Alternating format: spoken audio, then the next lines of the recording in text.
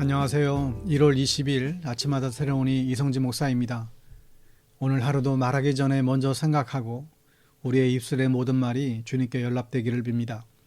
오늘 묵상 본문은 마가복음 5장 35절에서 42절 말씀 되겠습니다.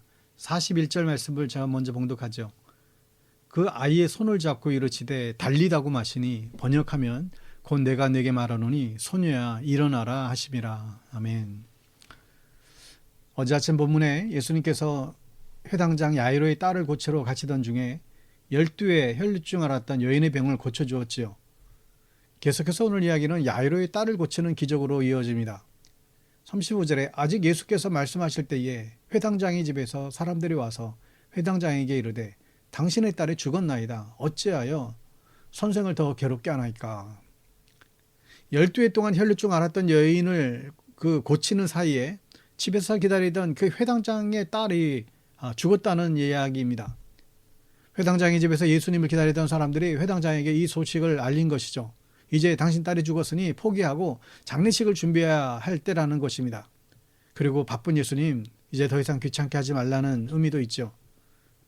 아주 정확한 상황 판단이죠. 그러나 아주 믿음 없는 상황 판단입니다. 예수님께서는 혈루증 걸린 여인과 대화를 나누고 계셨어요. 그러실 필요가 없었는데 예수님께서는 시간을 지체하신 것이죠. 왜 그랬을까요? 예수님께서 다른 계획을 가지고 계셨기 때문입니다. 여러분, 오늘 말씀에는 아주 합리적이지만 믿음이 없는 사람들이 나와요. 딸이 죽었으니까 이제 장례식 준비해야 된다는 것이죠. 그리고 이 사람들은 아주 예의가 발라요. 예수님 더 이상 괴롭게 하지 말라는 것이죠.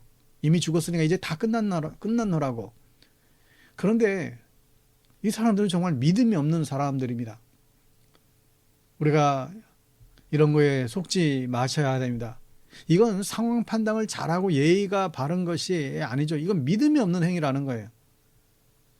예수님이 더 이상 괴롭게 하지 말아라. 여기서 이 괴롭게 한다는 말의 원어는 스코일리라고 하는 단어입니다. 이 말의 뜻은 가죽이나 나무 껍질을 벗긴다라는 뜻이에요. 그러니까 아주 고통스럽게 괴롭힌다는 말이죠. 근데 여러분, 우리는 예수님을 괴롭게 하시기 바랍니다. 예수님을 귀찮게 하시기 바랍니다. 그만큼 예수님을 자주 부르고 예수님을 자주 아뢰고 도움을 청하고 기도해야 된다는 거예요.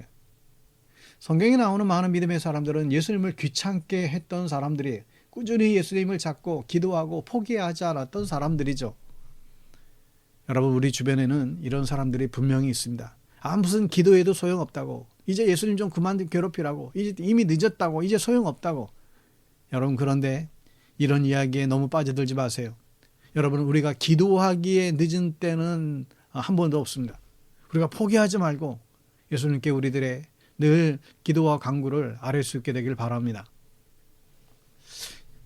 예수님은 이러한 합리적인 사람들의 이야기를 그냥 무시하시죠. 여러분, 예수님처럼 기도를 포기하라고 하는 사람들의 말은 그냥 무시하시면 됩니다. 예수님께서는 회당장의 집에 도착했어요. 이미 회당장의 집은 장례식 분위기죠. 사람들은 어린 소녀의 죽음에 슬퍼하고 있었습니다. 39절의 말씀에 보면 들어가서 그들에게 이르시되 너희가 어찌하여 떠들며 오느냐, 이 아이가 죽은 것이 아니라 잔다 하시니. 예수님은 이 아이가 죽은 것이 아니라 잔다라고 말씀하셨어요. 이에 예수님의 능력을 믿지 못했던 사람들은 그 말을 듣고 아주 비웃지요. 여러분, 회당장은 죽은 딸이 살아날 것을 믿고 따라왔을까요? 아마 그렇지는 않을 겁니다.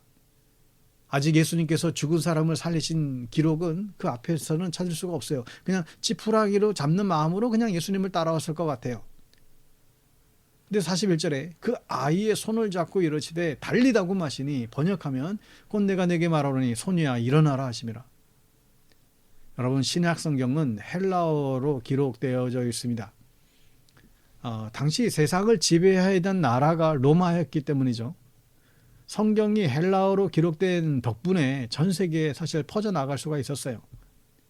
구약은 히브리서로 기록되어 있는데 만약 신약 성경이 히브리어로 기록되었다고 한다면 기독교는 전 세계로 퍼져나갈 수 없었을지 모릅니다.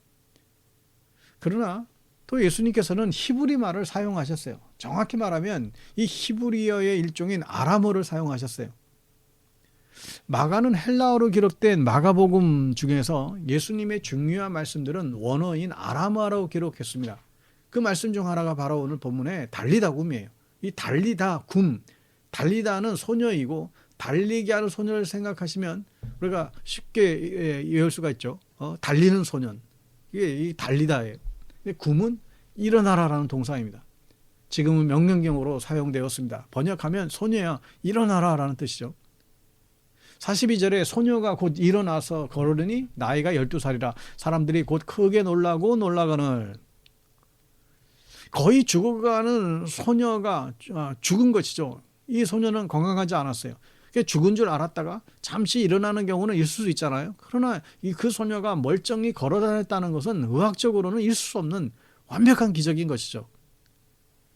여러분, 여기에 우리의 믿음의 눈이 확장되어져야 됩니다. 여러분, 지금까지 마가복음에 앞에서 있었던 기적들을 한번 떠올려 보세요. 마가복음 4장에 풍랑을 잠잠케 하신 기적, 또 마가복음 5장에 군대 귀신을 쫓아내셨고, 또 혈류증 여인을 걸린 여인을 고치셨고, 또 죽은 이 소녀를 이제 살리셨습니다. 여러분, 무엇을 느끼게 됩니까? 예수님께서 갈수록 더 큰 능력을 보여주고 있는 거예요. 제자들은 갈수록 그 큰 능력에 놀랐고 예수님의 능력을 이제 의심하지 않게 됩니다. 여러분, 우리의 믿음도 이렇게 확장성이 있어야 됩니다. 믿음은 확장되는 거예요. 주님께서는 우리들에게 믿음의 증거를 보여주셨죠. 기도하면 하나님께서 우리들에게 응답을 주십니다. 그리고 그 응답을 믿음으로 우리는 잘 키워가야만 합니다.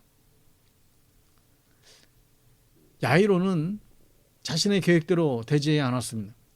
야이로는 딸이 죽기 전에 예수님을 모셔서 꼭 치료받게 하고 싶었지요.